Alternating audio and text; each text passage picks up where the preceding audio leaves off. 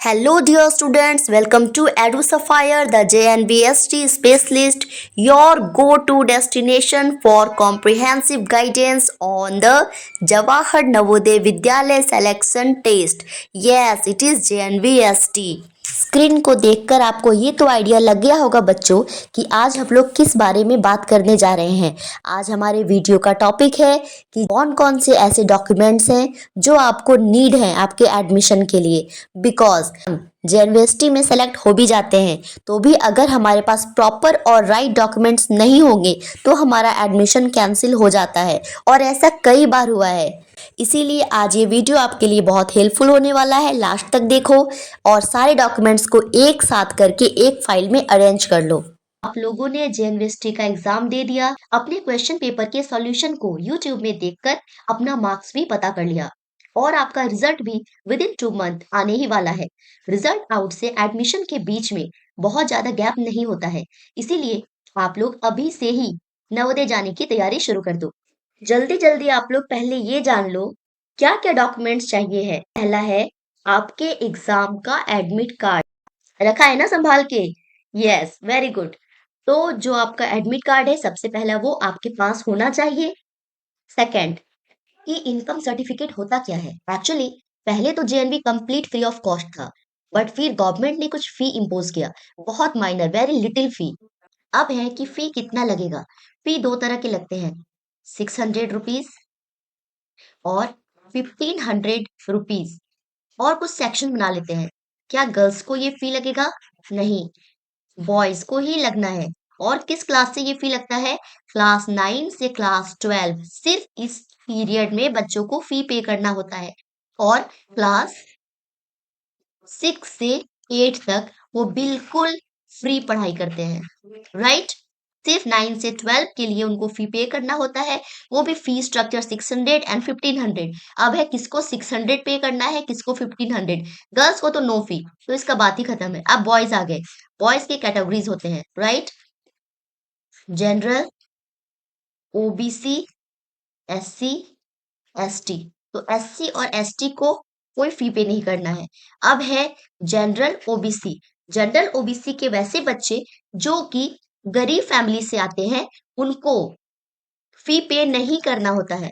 और जो बच्चे अर्बन एरिया के हैं या फिर रिच फैमिली से आते हैं उनको फी पे करना है। अब उसमें भी किसको 600 देना है और किसको 1500 देना है? जिसके पापा गवर्नमेंट जॉब कर रहे हैं। अगर वो गवर्नमेंट जॉब कर रहे हैं तो फिर आपको 1500 पे करना है। और अगर आपके पापा गवर्नमेंट जॉब नहीं कर रहे हैं, आपके पेरेंट्स, तो आपको 600 पे करना है, राइट। आई होप ये आपको क्लियर हो गया होगा। इसीलिए इनकम सर्टिफिकेट भी बनाना इम्पोर्टेंट है। डेट ऑफ बर्थ प्रूफ, अगर आपके पास आपका बर्थ सर्टिफिकेट है तो बहुत अच्छी बात है, और अगर नहीं है बच्चों तो प्लीज उसको जल्दी से जल्दी बनवा लो, बहुत बहुत इम्पोर्टेंट। और अगर आपके पास पहले से है, उसमें अगर कुछ करेक्शन की जरूरत है जैसे कि, तो आप करेक्शन कर लो। करेक्शन किस में होगा?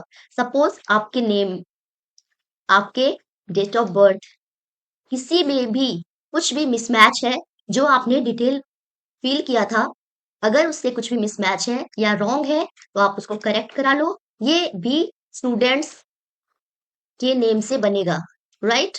यस, नेक्स्ट पॉइंट पे चलते हैं। Residential certificate, okay. ये निवास प्रमाण पत्र होता है, कहीं कहीं इसको अधिवास प्रमाण पत्र भी कहते हैं। ये भी कैंडिडेट के नेम पर होना चाहिए। किसके नेम पे बनेगा? स्टूडेंट के नेम पे बनेगा। आपके नेम से बना हुआ होना चाहिए। ये एक्चुअली एक प्रूफ है। आपका स्टेट क्या है?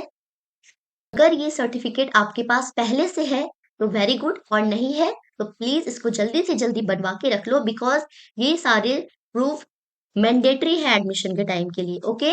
और एक ऑथोराइज्ड गवर्नमेंट अथॉरिटी इस सर्टिफिकेट को इश्यू करती है, right. Very nice. Come to the next point, caste certificate. ध्यान देने वाली बात यह है कि ये सारे कैंडिडेट्स को नहीं चाहिए। ये सर्टिफिकेट सारे कैंडिडेट्स को नहीं चाहिए होता है। तो किसको चाहिए होता है? वैसे स्टूडेंट्स जो जनरल कैटेगरी से बिलोंग करते हैं उनको ये सर्टिफिकेट नहीं चाहिए होता है।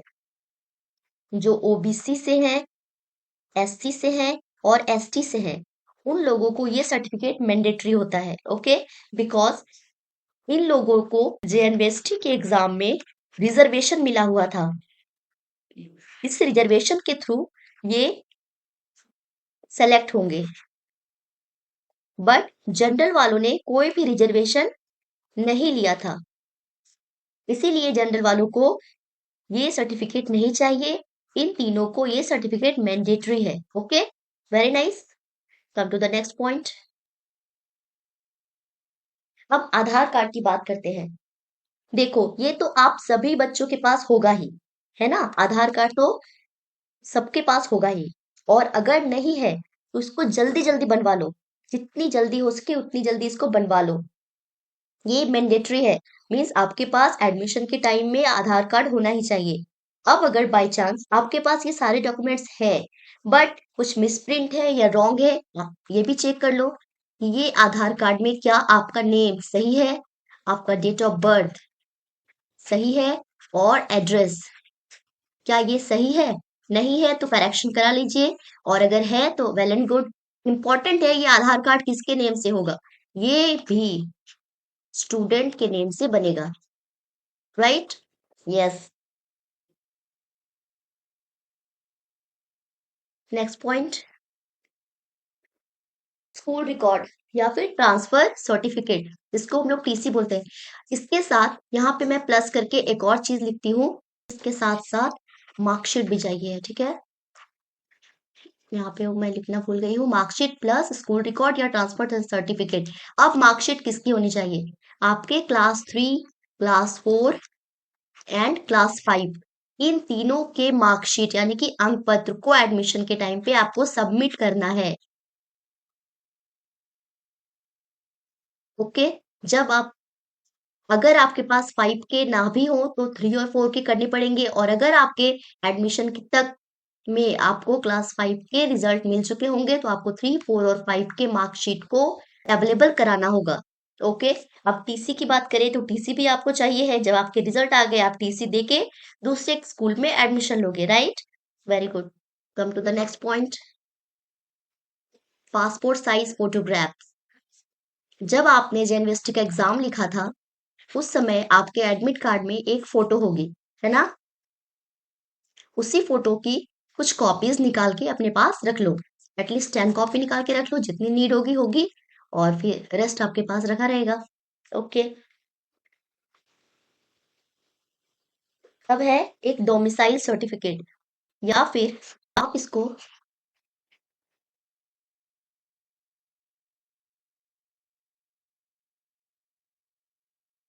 इसको रूरल एरिया सर्टिफिकेट से समझो। Actually according to JNV norms 75% student rural area के होते हैं और 25% स्टूडेंट अर्बन एरिया के होते हैं, ओके। तो कौन सा स्टूडेंट किस कैटेगरी में आता है उसको ये एक प्रूफ के थ्रू बताना होता है कि मैं इस कैटेगरी से बिलोंग करता हूँ।